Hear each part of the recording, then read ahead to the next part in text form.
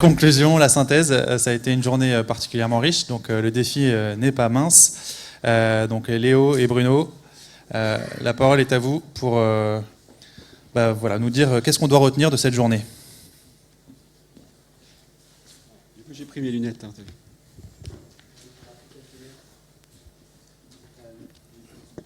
Christophe, c'est bon. Merci Pierre pour cette journée. On a essayé de se plier à l'exercice difficile d'arriver à synthétiser ce qui s'est passé pendant cette journée. Ce qu'on a choisi, c'est en fait d'identifier 5-6 messages. Donc on se les est répartis avec Bruno les uns après les autres, qui d'après nous sont intéressants à retenir dans cette journée.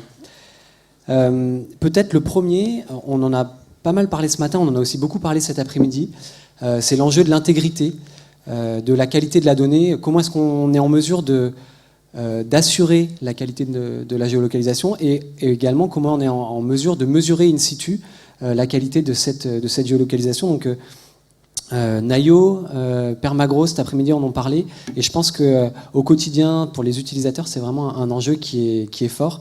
Et puis le projet de recherche qu'a évoqué Thierry Chapuis tout à l'heure, je pense illustre aussi l'enjeu qu'il y a derrière cette question-là. Un deuxième point, une deuxième petite conclusion, c'est plus une remarque tout au long des exposés. Et ça aussi, c'est une jolie leçon pour nous et puis aussi pour accompagner la filière. C'est certaines ambiguïtés qu'il y a dans le discours, notamment entre ce qu'on appelle une erreur, hein, où finalement on a parlé d'erreur absolue et puis aussi on a parlé d'erreur pass to pass, où moi je parle d'erreur relative, donc la possibilité finalement de retrouver rapidement un point à proximité d'un autre. Et on voit bien que ces deux définitions sont importantes pour l'agriculture. Et je pense que là, il faut vraiment absolument qu'on soit très clair avec les professionnels, avec la filière. Là aussi, nous, on a un gros travail, c'est peut-être dans notre camp, dans la formation, dans la communication, pour bien montrer les avantages, les inconvénients de ces deux sources d'erreurs. Et puis, le troisième point qu'on a identifié, on a parlé ce matin notamment de technologies avec des précisions centimétriques ou de l'ordre de la dizaine de centimètres. On pense que c'est intéressant, et ça a été plusieurs fois évoqué dans la journée, de revenir aussi aux besoins des utilisateurs et aux besoins de précision. Est-ce qu'on a besoin dans tous les cas d'usage d'une précision de cette qualité-là, et au travers des exemples qui ont été présentés, notamment par Clément Fregnaud de Permagro, mais je pense aussi la présentation que vient de faire Thomas, ça illustre aussi le fait qu'en agriculture, il peut y avoir des usages relativement simples qui peuvent être comblés, auxquels des technologies de géolocalisation de l'ordre de mètres, de quelques mètres, permettent de répondre. Et donc voilà, on pense quand même que des technologies comme EGNOS par exemple, et Galileo évidemment, ont des beaux jours devant eux en agriculture. Cinquième et dernier enseignement. Il y en a encore un. 6. J'ai menti. Ou j'ai mal compté. On va faire vite. Hein. Non, si on revient un petit peu au thème de la journée, en tout cas moi, ce que j'ai retenu, hein, parce qu'on y reviendra, il y a beaucoup de complexité évidemment, hein, mais c'est aussi que peut-être l'apport de Galileo et puis les évolutions d'EGNOS, quelque part, c'est pas vraiment une rupture, on est dans une continuité, hein, quelque part, donc quelque chose qui s'inscrit. On a parlé d'interopérabilité entre les systèmes. Moi, ce que j'ai quand même retenu, c'est peut-être la généralisation et l'accès à la correction PPP. Et ça, c'est une évolution. Un petit message sur lequel on n'a pas trop insisté, qui était annoncé par Thierry Chapuis, c'est 2022. J'ai retenu que Galileo, c'est correction PPP gratuite. Alors peut-être pas avec les niveaux de précision qu'on a annoncés, qui ont été annoncés. Mais en tous les cas, voilà, c'est quelque chose qui est à surveiller pour les applications et les usagers en agriculture. Un point qui, moi, m'a marqué aussi, c'est la diapo de Nina sur les nuages de mots qu'elle nous a montré ce matin, où il y avait notamment quelque chose qui apparaissait en gros, qui était SF1. Et en fait, SF1, c'est le nom commercial, alors qu'on n'en avait pas du tout parlé dans la matinée. C'est John Deere, hein, je crois. Oui, tout à fait. Et je pense que c'est un point qui a été soulevé aussi par Thomas, un besoin peut-être d'homogénéisation en termes de sémantique, sur les termes qui sont utilisés.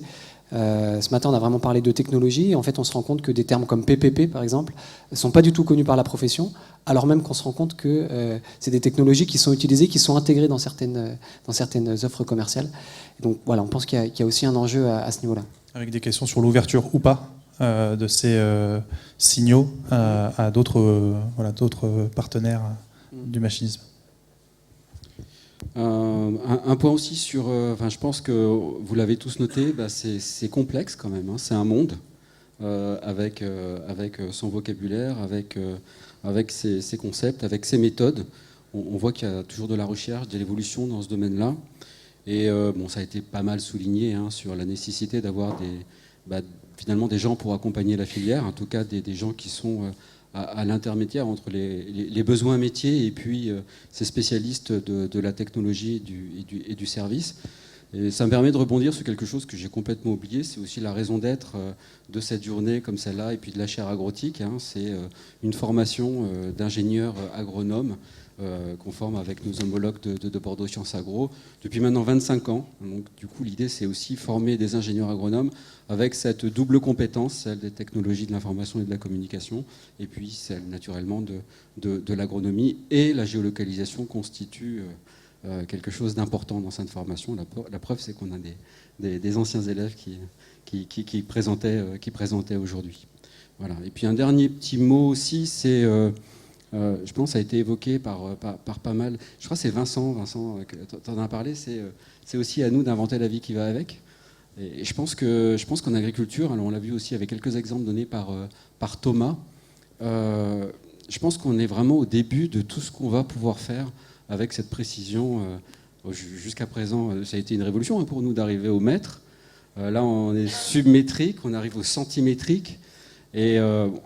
c'est quand même prodigieux et je pense qu'on va pouvoir imaginer des itinéraires culturaux d'une complexité, d'une précision complètement inouïe.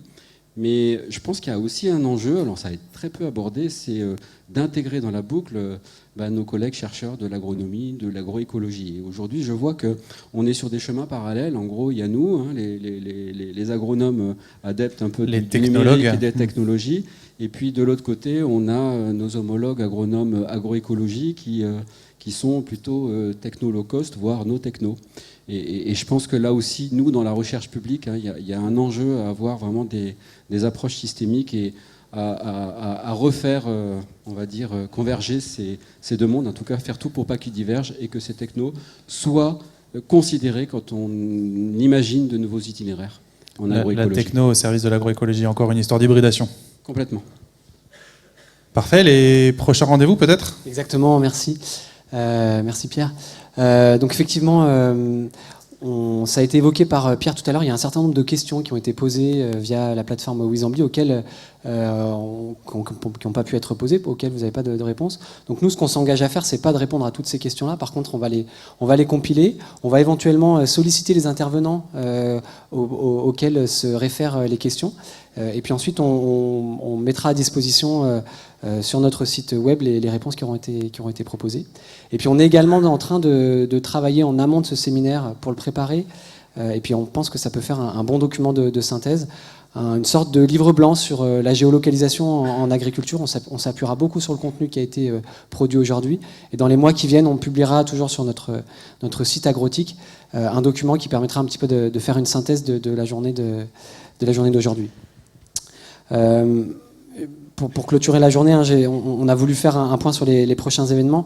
Une des actualités qu'on a en ce moment, c'est que Bruno vous a parlé de la formation agrotique. Nos étudiants ont la possibilité de suivre la formation en alternance.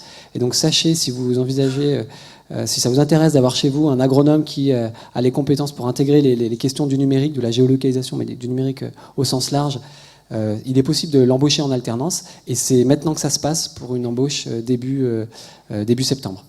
Voilà, c'est la même chose pour les stages. N'hésitez pas à venir nous voir pour discuter de ça. Parmi les événements qui sont selon nous à retenir, on organisera dans ce même amphi, dans ces mêmes locaux, du 8 au 11 juillet prochain, un congrès européen sur l'agriculture de précision. Donc il y aura entre 300 et 400 chercheurs qui seront ici, qui viennent du monde entier, sur des questions d'agriculture de précision. Il y a également, Pierre, tu pourras en dire un mot si tu veux, le deuxième appel à projet DIVA qui est lancé à l'occasion du CITEVI, c'est ça? Exactement. Donc DIVA, c'est un programme européen que déploie Agri-Sud-Ouest Innovation. Donc l'Union européenne nous a doté de fonds qu'on redistribue en cascade à des PME au travers de chèques innovation de 10 à 60 000 euros. Et on distribue ces chèques au travers d'appels à projets. On a lancé le premier appel à projet en novembre 2018. Et il a été clôturé en février 2019. Et on fait une deuxième vague en novembre 2019 pour une clôture en février 2020. Vous me suivez? Donc voilà, si vous avez des opérations de maturation, de démonstration ou d'internationalisation d'innovation agronumérique, c'est-à-dire mêlant numérique et agriculture ou agroalimentaire, venez nous voir. On a un petit peu d'argent à distribuer. C'est des petits coups de pouce. Par contre, souvent, c'est pas beaucoup d'argent, mais c'est peu de reporting. Donc c'est des dispositifs assez light qui rendent des fiers services aux PME qui en bénéficient.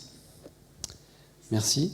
Et puis, Bruno vous l'a dit, la chaire agrotique, elle est portée par l'équipe de Montpellier et puis par l'équipe de Bordeaux également. Et donc on organise à peu près deux fois par an, un séminaire comme celui-ci. Donc vous pouvez noter dès à présent dans votre agenda notre prochain séminaire qui se fera sur la même formule que celle-ci, mais cette fois-ci à Bordeaux, et qui aura lieu le 3 décembre prochain.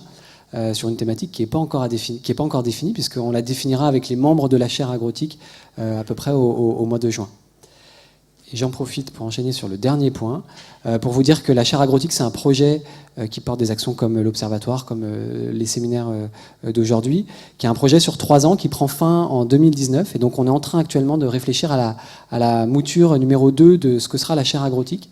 Donc si c'est des questions qui vous intéressent, si vous avez envie de faire partie de cette dynamique collective, c'est actuellement qu'on est en train de construire le projet, et puis on se lance dans la phase de prospection aussi des partenaires, des entreprises qui seront membres de la chaire agrotique pour la version 2. Voilà. Il n'y a plus qu'à dire merci. Et je voulais terminer par les remerciements.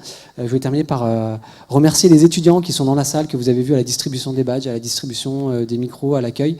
Je pense qu'on peut les applaudir.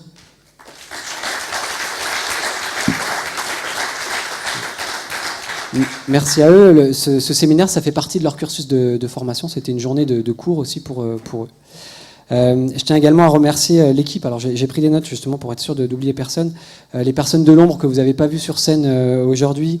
Il y a Laure, Johan, Guillaume, Simon, Hélène, Arnaud, Marco, Zakia, qui ont tous contribué au bon déroulement de ce séminaire. Et je pense qu'on peut également les remercier en les applaudissant. Et puis dernier remerciement pour des hommes de l'ombre également, Christophe et Guy qui sont en régie et qui ont fait qu'on a pu avoir un séminaire de qualité aujourd'hui. Merci à tous les deux. Peut-être dire merci aussi aux intervenants, et sans qui la journée aurait été beaucoup moins intéressante. Je me permets de les remercier en ton nom, en notre nom à tous. Merci donc aux intervenants. Qu'on peut aussi applaudir, il n'y a pas de raison. Effectivement. Et pour boucler la journée, je pense qu'on peut remercier Pierre pour son animation. Merci beaucoup. Avec plaisir. Et à bientôt. Merci beaucoup. Et pensez à déposer vos badges à la sortie. Merci beaucoup. Merci beaucoup.